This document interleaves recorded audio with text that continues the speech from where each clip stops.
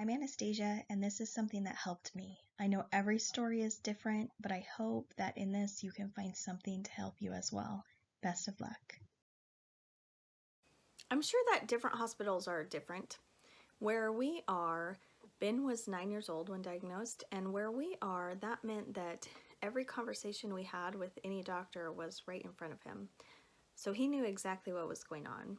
He knew that he had a brain tumor about the size of an egg that needed removed, and that meant that they would have to cut the back of his skull, cut a big old hunk out of it, and take it off, and cut through his brain to remove the tumor, and then fix him up again.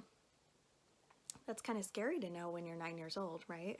So there was a lot of anxiety coming into surgery.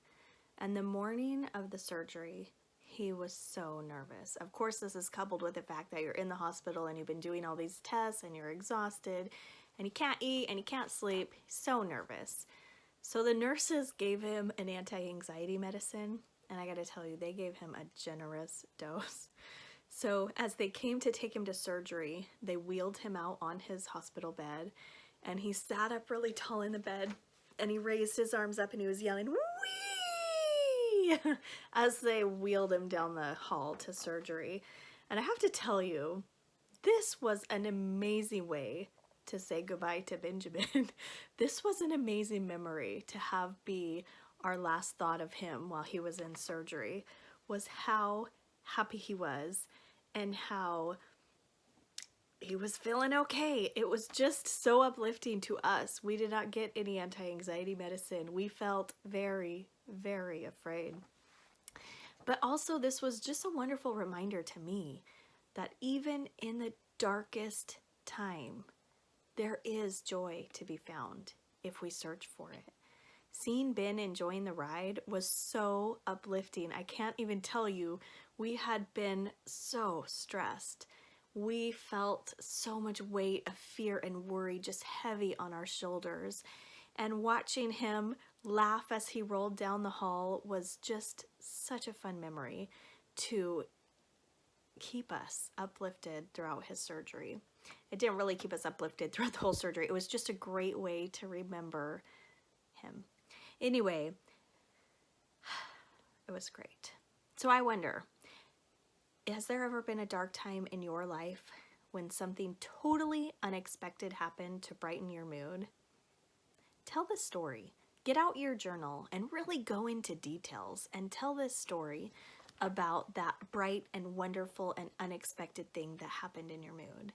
And the truth is, we probably don't need to hear about the very darkest, most horrible time of your life if that's something that you don't want to share in a public situation.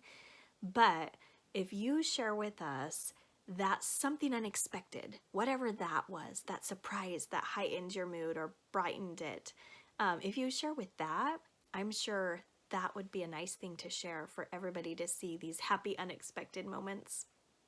And the other one, have you had a time in your life when emotions were so high and then a silly thing just set you off laughing and that laughter provided the emotional release that you needed?